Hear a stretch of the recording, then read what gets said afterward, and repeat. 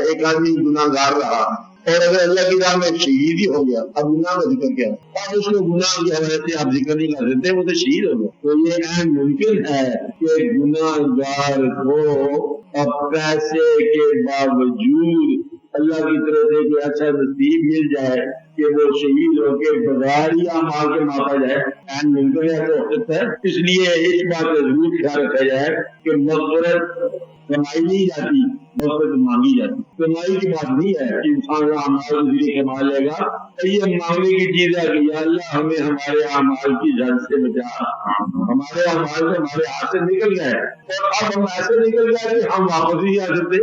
اب وہ عادت ہی بن گئی ہے، اب مجبوری بن گئی ہے، اب زندگی ایسی کھل گئی ہے کہ اب سمٹنا مشکل ہے اس کا۔ زندگی کا کوئی کہاں تقاضا، کوئی کہاں تقاضا، کوئی کہاں مجبوری، کوئی کہاں مجبوری، اب تو ہی کوئی سے ہمیں سمیٹ کے نکال، اب پھر آپ کے لیے کوئی بہتر نکل آئے گی۔